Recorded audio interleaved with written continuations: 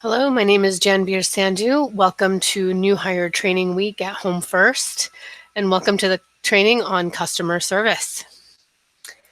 All right, so the goals of today's training are for you to understand the purposes of using good customer service when working with our shelter guests or our program participants, to teach the 3 fundamental areas of customer service, and to deliver skills in providing good customer service. So we're really going to be talking about what does customer service look like for individuals who are currently experiencing trauma, for individuals who are currently having a hard time making ends meet and have a lot of unmet needs when they come to our shelter and our programs for services.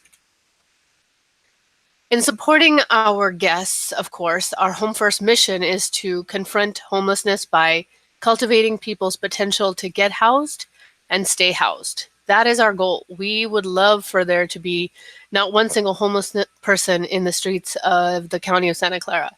So all staff have a job to support our shelter residents and our program participants in making sure that they understand our program rules, in providing information and referrals so that they can align with their goals of ending homelessness, have access to counseling or emotional support, either through by having us provide it or having resources for someone in the community to provide counseling or emotional support services, and of course, crisis intervention because things happen. We work with people who are under constant duress and stress of an abnormal nature, and we cannot predict how that will come out. So crisis intervention is needed. We can still provide these things using a good customer service model. So no matter what happens, what kind of support we are providing, it should always be provided within the model of customer service and professionalism. So thinking through how is it that you're going to implement good customer service in your day-to-day interactions with individual, that is kind of where I want your minds to be today while we're going through this training. So why is good customer service important? Good customer service skills are literally the foundation for all of our professional skills, for professionalism in general. By using good customer service techniques, we can create a positive relationship with our guests, and we can address critical issues like permanent housing and build that trust that we need in order to provide the assistance for the individuals that we're working with.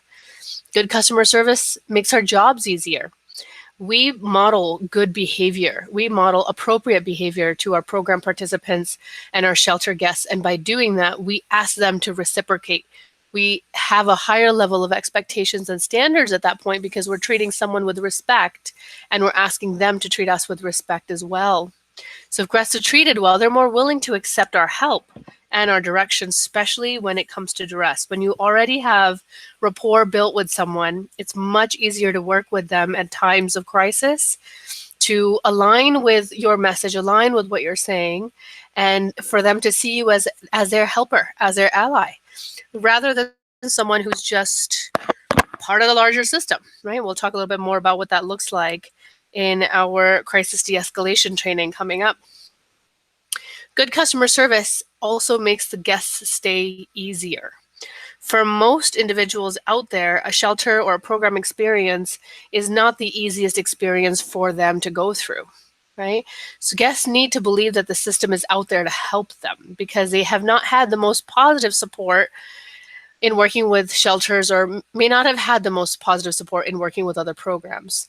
So in order to get the most out of them, they have to believe that we're here to help them and we're here to support their needs. And for some, this might just be focusing on that bottom line of what does my stay tonight look like? Having a safe place to sleep, having food in their belly, having the ability to have resources to connect with family or friends, or for them to end their homelessness finally through various steps. And for others, it might be that push, that final transition out of homelessness, to seek employment, to seek treatment, whatever their goals might be. By using good customer service skills, we're able to align their focus back on their goals rather than the small details that get in the way and create unsafe places.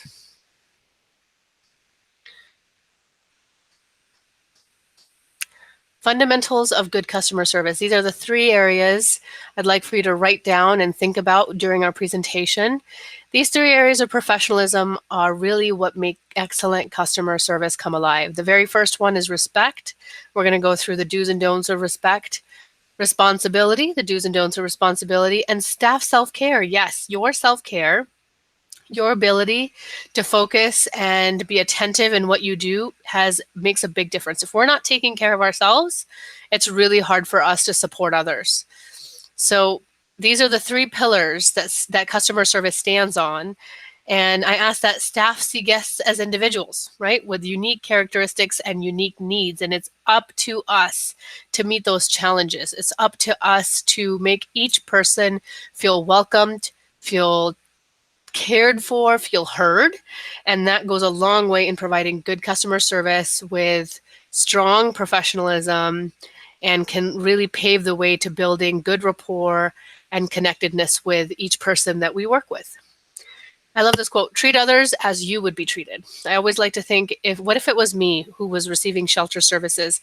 How would I like to be treated? What would I like my first experience to be? Or what if it was my mom or my daughter? So that's something to think about. The very first foundation, respect. Again, to get respect, you must give it. Yeah, that's kind of how it works. So the keys to respect: when a guest comes into the shelter, they bring their whole life experience with them, and it's impossible for us to fully imagine what that experience is and to fully imagine it for each person who steps in and seeks our shelter services or our program services. And this is by and by true for each person that we meet, right? It's impossible for us to fully imagine what they've gone through. Through the intake process, the VI SPDAT, we get snapshots, right? But it's up to us to build that rapport and to give the respect and know that they have gone through a lot. In trauma-informed care, you'll learn about the phrase, what happened to you, right? Having that phrase, what happened to you, always be in the background rather than what's wrong with you, right? That what's wrong with you really targets the negativity about what's going on with them and how are they different, right? We're all different. There's no standard level of normal. What does that look like, especially for individuals experiencing trauma on the scale? So that question of what happened to you really is something that you should keep in the back of your mind when delivering customer service through the values of respect. We need to keep this in mind and suspend our assumptions, our judgments, and our opinions when a guest comes in about why they're here, why they're currently homeless, why are they receiving services. That is part of their journey, and it's up to them to let us in. And if they let us in, that's great. But what if they don't? And that's okay too. It is up to them to feel safe with us, right? It is up to us to create that safe environment, but they are the ones who are going to tell us engage if they feel safe enough to let us in. And at that point, they're doing so that we can build rapport, not so that we can make judgments or pass opinions on their journey. That's not something for us to do. By not judging shelter guests or program participants, we can communicate better with them and offer basic human dignity and respect. Offer services with basic human dignity and respect. So I really want you to think about that larger picture of not assuming, not judging, not letting our own opinions of why, what, who, when, where get in the way, but really working with someone who's experienced trauma and is currently at the stage in their life where they need assistance by helping them engage in services along the way. I like to think of emergency shelters in the same analogy as one would think of a hospital emergency room. An emergency room is a triage area, right? Not everyone stays for a very long time, but they see various sources of issues.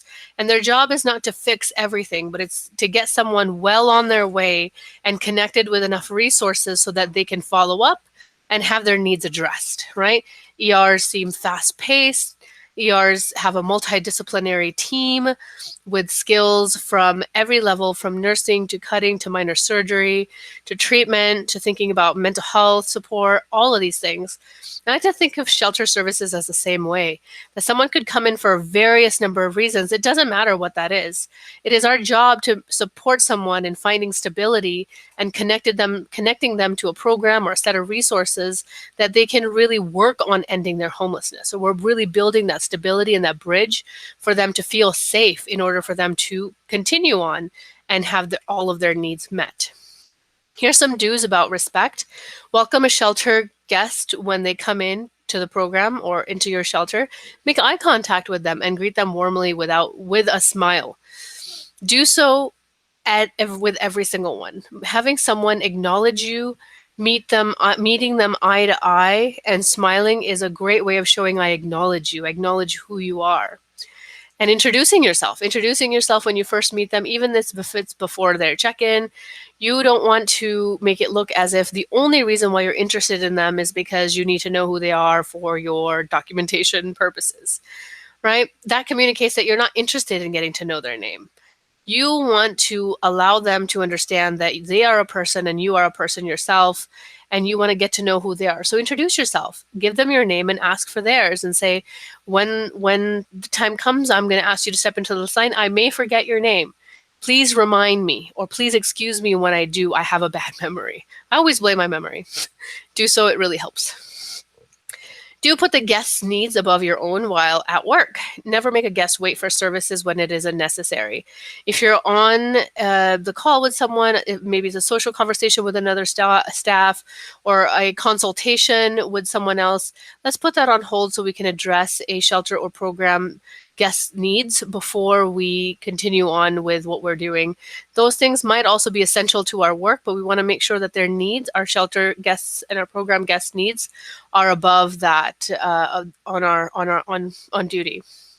And do finish working with one guest's concerns and needs before attending to another. This can seem very difficult because we all love to multitask. But prioritizing needs and focusing on one person at a time, we are actually able to use our time more efficiently. Studies have shown that we actually lose time if we try to multitask rather than if we try to do things one step at a time. So maybe you're putting someone in, you're also showing them that you're hearing them, that you are listening to what they're saying. What they're saying is important. And if someone else cuts in and says, hey, I need help too, then you say, let me finish my work with this individual and I will get to you and I will pay just as much attention and will also support you as best as I can. This conveys that you respect the person that you're standing in front of and assisting them. And at the same time, the person who's waiting now can expect the same level of customer service and can also expect to have others put on hold when you're working with them. So this gives the ability for you to function and focus on the needs of one individual at a time rather than everything that you have to do. And that's tough, right? Especially when you have phone calls to answer, sheets to update, notes to do, all of these different things that go on. We've really got to focus on one person at a time, the person that's in front of you, and making their needs a priority. Show concern for guests' personal belongings. When they enter the shelter, they usually have everything they own with them, right? With the exception of individuals who have storages or family or friends. But we have to show an understanding of the importance of their belongings. This communicates respect to them and gives them the understanding that not only do we convey respect to you as an individual, but also can convey respect to the property that you bring in with you. So if we're asking them to place things in bags, we explain the policy first and then we offer bags. And we can also offer support. Would you like some help? The suitcase or this item must fit in this bag. This is how this is our policy, and making sure that they know. Do not assume that they know our shelter rules. In fact, most individuals do not know our shelter rules. If an individual's been here a few times and they know our shelter rules because you've gone through it with them and something's going on, they're about to walk in without that, what you want to do is make sure that you have provided enough reminders, right? You've really done your part in say, remember our policy, and so that prompts them to be on the same page with you. Could also be a way for you to connect and build further rapport with this individual. Also, it holds strong boundaries. And of course, do show tolerance for differences. These differences might include differences on a religious basis, spiritual basis, political basis, or our cultural beliefs. An example might be someone who identifies as someone who's transgender, and they may wish for you to call them something besides their legal name. If they do so, please call them by the name that they identify by, right? And more to come on this in the gender identity, sexual orientation, and expression training. Do treat all guests equally. It's common for a resident to ask you to bend the rule here or there to get special treatment to, meet their unique needs. But staff have to be very careful when approaching this type of a situation because number one, it can show favoritism. Number two, if you're able to bend the rule for one person, trust me, the rest of the 250 individuals or the 37 participants in your program are all going to want you to bend that same rule or a different rule for them. So you want to make sure that you're following an equal and fair policy with everyone. Here are some don'ts. Don't wait for a client to come to you. When you see a client who has an obvious need, like an extra blanket, or they look like they need some information, someone to talk to, approach them with assistance. This shows that you're anticipating their needs and that shows them that they're important. Don't use your power as an employee to demean, humiliate, or judge a client. Be aware of your power and your status as a staff person.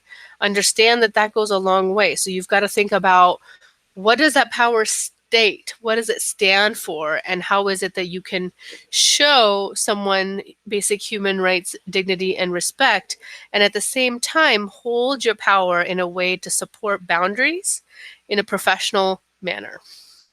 Don't discuss a client's business in public areas where other guests might overhear.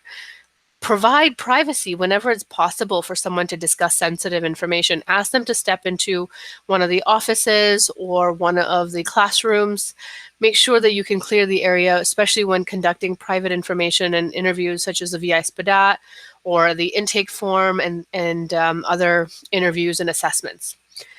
Don't blame or reprimand a client in front of other residents. This may not always be, we may not always have the luxury of enforcing rules in a private setting, but we should definitely step away and refrain from using loud and obvious criticism in front of others. And this helps maintain the dignity and the cooperation of the person.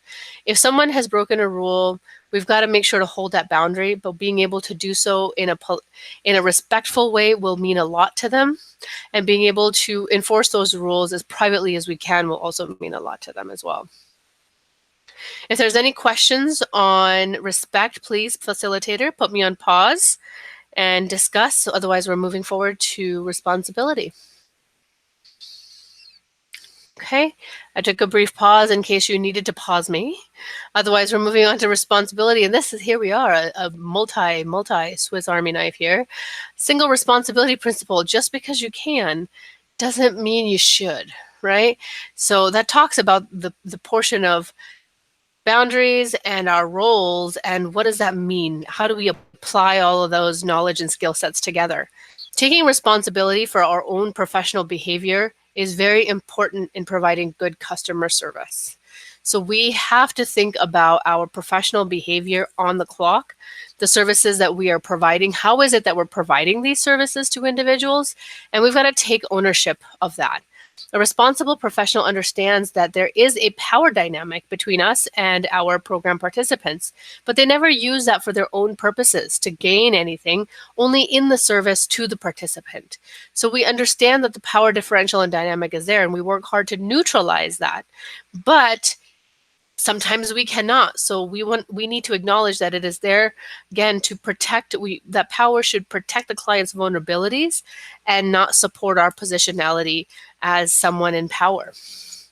The responsible professional is not concerned with pointing out their power to others, but they use it with respect to the participant and with no expectation of something in return. So if someone is a true professional, they are taking the responsibility and making sure that they are connecting the individual to the resources that are available, having the person understand shelter rules and program rules as best they can. They're doing that in service of the person because that's what we're paid to do. That's what we ask ourselves to do when we come to work. Examining your own current professional behavior is the best way we can serve our guests in the future. By becoming aware of our skills and our limitations, this will help us develop new ways to increase and improve our professionalism. By understanding what are things where we struggle, by understanding what are some of our strengths and how do we support other team members who are coming onto the team by building strengths of their own, and how do we get the help of our program teams, our program coordinators, managers, to really increase our skill set, and having that constant examination of our skills is going to increase our current professional behavior and drive further customer service. Here's some do's on responsibility. Do be aware of your professional limitations. Don't attempt an intervention that you are not trained in or authorized to provide. Seek supervision if you're unsure how to proceed or act in a situation. If you haven't been trained in completing the VI SPDAT, that's a really tough documentation for you to complete without the training. So that's something where you should get consultation, maybe shadow someone doing it before you receive the full training yourself. Another thing might be where maybe you've heard of cognitive behavioral therapy and you want to provide someone who's having a tough time with cognitive behavioral therapy. Unless you are a licensed professional or someone who's been trained in cognitive behavioral techniques, that would be a very tough training for you to follow. It'd be a very tough topic for you to train on and to use. And so you've got to think about your professional limitations, what you've been trained in, what you feel comfortable with, and only attempt interventions that you've been trained in and are capable of conducting. Do take on self-improvement and educational activities. Take advantage of the opportunities of training here in our shelter system, here at HomeFirst, and use these opportunities for professional development. There's also county trainings and Title IV e-trainings whose emails I normally send out every month. And these trainings are also available to you on the websites for free. Also, the full New Hire Training Week series is available to you. So use these to improve your professional self and your education in order for us to continue to grow. That is good customer service because that's taking responsibility of our own learning process. Of course, do pay attention to how we present ourselves, our demeanor, our dress, our hygiene. It's important that our own standards of cleanliness, dress, and behavior be a model for individuals. So check in with your supervisor about the policies and procedures, about the appropriate attire for your workplace or for that setting, and make sure you're following them. And at the same time, if you're dressing appropriately, that doesn't always mean business casual. If you're dressing appropriately, you're also asking others to dress up and I wouldn't say dress up. You're asking others to also present their best foot forward. Do know the policies and procedures of your facility. This knowledge allows us to be a resource to our guests, right? For your facility or for your program. If you're ever confronted with a question where you don't have the answer, be honest, right? Be honest and say, you know what, I don't know. Let me get back to you. And if you have a resource list handy, definitely use that resource list or ask for supervision, seek guidance on how to answer that question. Enforcing policies and procedures is also important in our programs and on our shelter floors.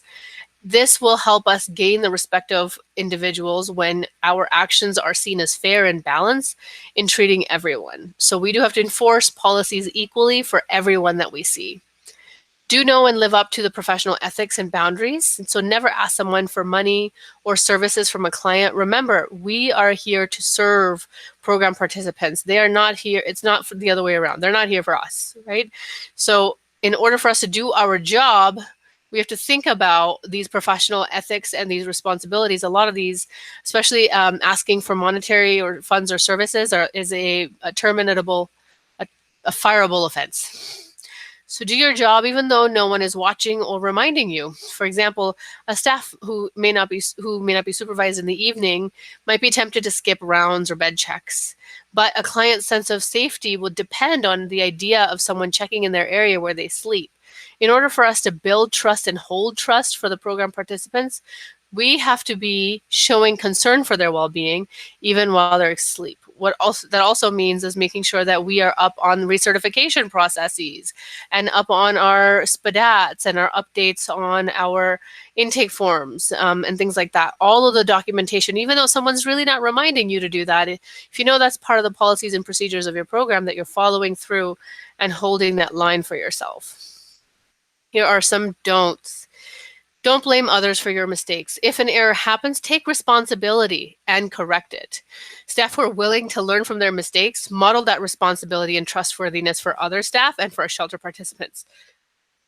Don't lose control of your emotions in front of participants. If needed, please seek help from your peers or your supervisor if you become overwhelmed. This is not a sign of weakness to be emotionally affected by our work. In fact, because we work in health and human services, it is very important that we seek help when we're working so that we can maintain a balance in our profession, in our work life, and also we are utilizing all the resources available in order to ensure we're practicing good self-care skills. I should like to mention that our employee assistance program is always available, and you can ask the facilitator for the contact information at the end of the training. Don't let your personal affairs interfere with your professional duties. Keeping a program participant waiting while you finish a personal phone call shows a lack of interest and concern for their behavior, right? So what we want to do is make sure that we are on duty all the time. And yes, there are times where it's all about us, lunch, breaks, things of that nature. But if we are on duty, then we've really got to focus on our professional tasks and put our personal affairs aside. Don't take things personally. Even if a participant is blaming you or is in an angry mode, remind yourself that by not reacting emotionally, you're better able to assess what's going on, you're better able to respond. And I would love for you to keep this phrase handy in the back of your mind. It's not about me, it's about them. This has even if they're blaming you and they're using your name in certain examples, this is not about you right now. This is about their experience, and I would love for you to stay with that. Don't promise a client something that you cannot deliver. If you make a commitment, even if it's a small one, live up to it.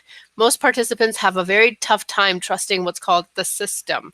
And when we've promised them something and not fulfilled it, it reinforces the idea that we are part of the system and we should not be trusted. And don't let dangerous situations or interactions go unattended. If a client's feeling of safety is determined by whether they use a shelter or not. So if we're aware of drug dealings or if intimidation or extortion, we need to respond to this immediately to maintain the safety of our shelter guests and of staff. Right? So any type of danger situation, if someone has an altercation or someone's yelling at someone, we've got to make sure that we've found some way for them to sit down and resolve the conflict, or for them to address it individually so that it doesn't linger on and become a bigger issue later on. Same thing with drug dealings, intimidation, or extortion.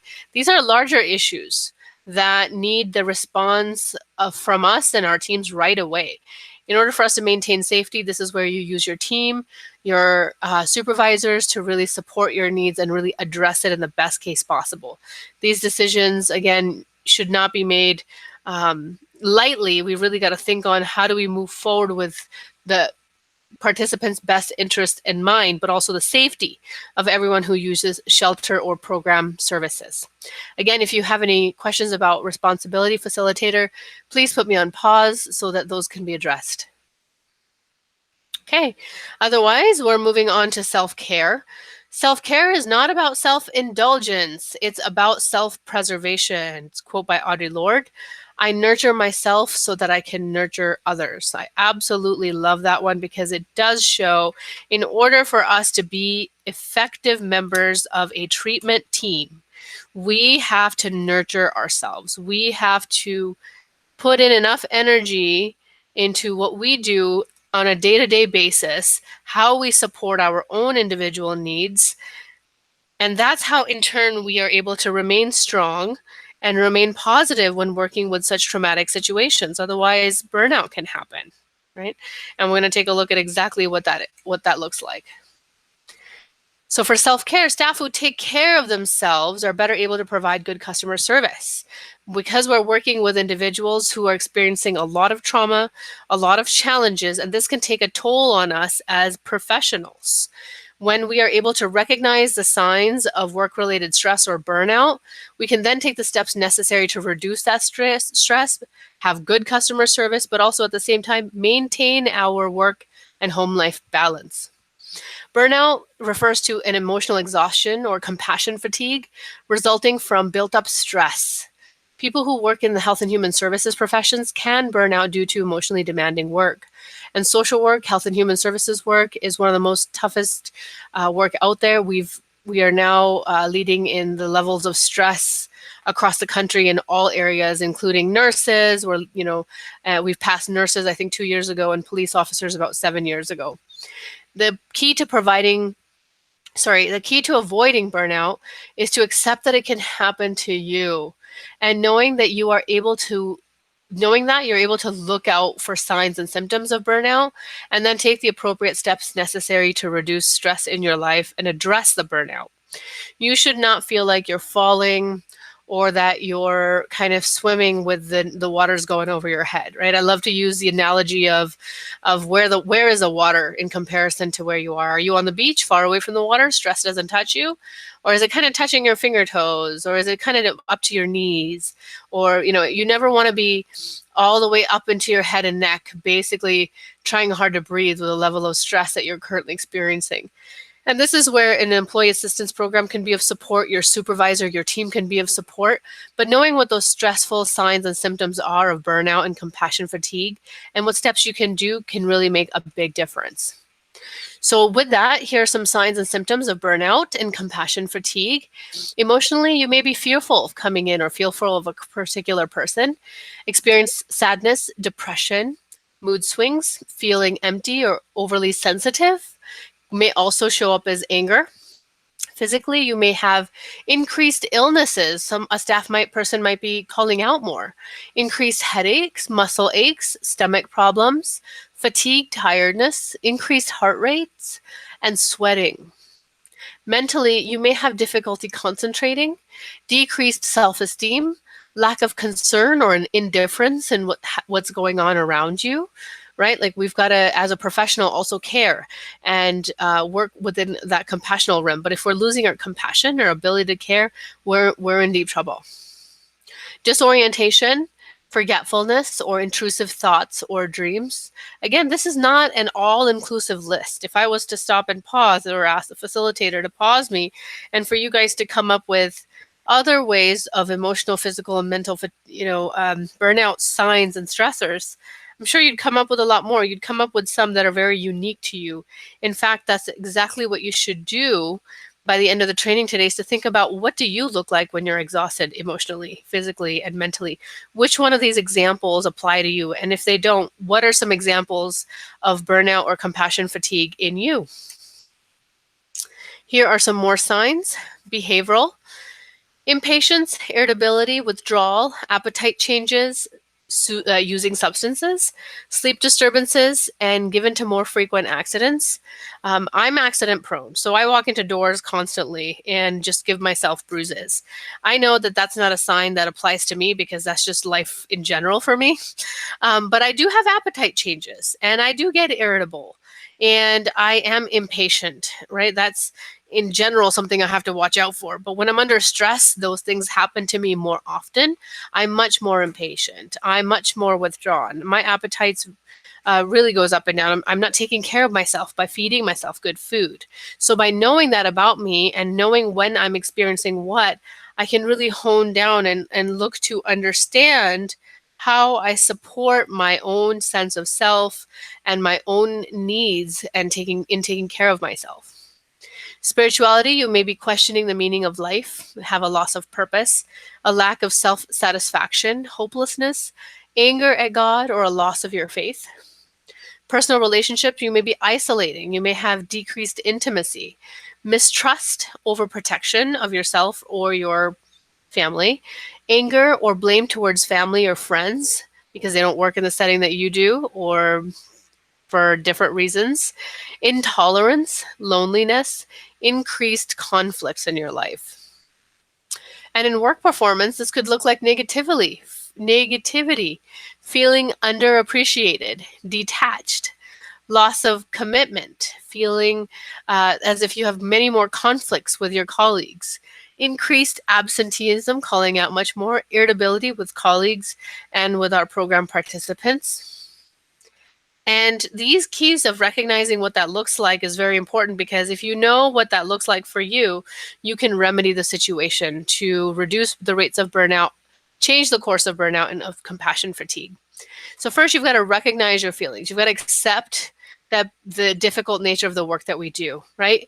And this difficult nature does not make us weak. It shows that you can recognize your emotions as a normal process of working in a high stress situation that are extraordinary issues, things that we don't come across day to day. So talk about your feelings, share your experience with others. This helps lift some of the burden. And in the self-care training, you'll see a lot more about what this looks like. But here are some important tips about taking a look at sharing your feelings. It could be with colleagues, it could be with friends and families, of course, keeping confidentiality in mind. Take time for yourself. When stress becomes unmanageable, we have to consider taking some time to rest. So scheduling a mental health day or making sure to request time off to use for the activity, doing activities that you enjoy. If you enjoy cleaning the house, by all means, that really helps you forget your stressors and your worries, then you should clean your house. If you reduce stress by going outside and playing softball or baseball with your friends or family, then by all means, that is what you should do. You've got to take the time off to make sure you are also enjoying life and are developing a good work and home life balance. Stay connected with your social supports with family, friends, or coworkers, religious and social groups. This is very valuable in helping us cope through burnout and compassion fatigue. Human connectedness makes a big difference, and sharing the pain that we're currently experiencing with others, allowing ourselves to be vulnerable in the presence of people that we trust, goes a long time in altering the course of burnout and compassion fatigue. Resting, eating well, and exercising. Of course, this might seem obvious, but when we're burnt out, even the obvious things feel like a great idea. So you might be tempted at the end of the day to crawl into bed and just stay there. And sleep is important, but so is exercise and a good diet. So really taking a look at your work-life balance, taking a look at what are you doing after work, spending an hour or two, making sure that you have things in the gears, bills are paid, house looks okay, food's in the fridge, making sure you have a handle on your nightly routine. Do you brush your teeth or wash your face at night? Do you take a shower at night? Do you do that in the daytime? Making sure you set time aside every day and allowing for your routine, what you do to unwind, take place each and every day. So along with that, not just eating well, resting and exercising, but setting time aside for relaxation as well. That might be meditation or mindfulness for you. That might be a walk or a long shower or a bath. That might be some puppy playtime or kitten playtime. So allow yourself some time to unwind and try to attempt to let go of the issues and the difficulties of the day.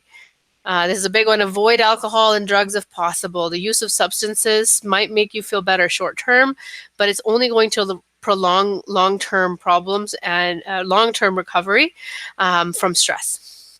Seek supervision. Talk to your supervisor. Let them know what you're going through, that you're experiencing greater stress than normal. And together you can put together a plan in reducing burnout. And of course, reach out to the Employee Assistance Program as needed as well.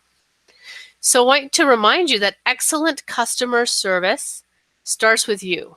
Right? Every day we make a difference in the interactions that we have with our program participants and our shelter guests.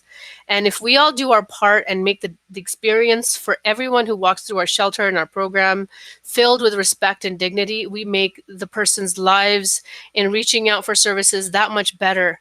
And we help identify unmet needs from the very beginning so that we can really work on those goals rather than on the smaller aspects of making someone feel safe. Making someone feel safe is very important, don't get me wrong.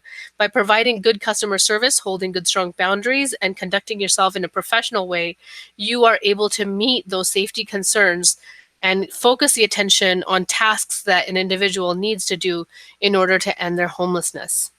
So if there are any questions at all, please feel free to stop me at this time and ask the facilitator. Again, I thank you for participating in the Good Customer Service training, and I look forward to meeting you at another time.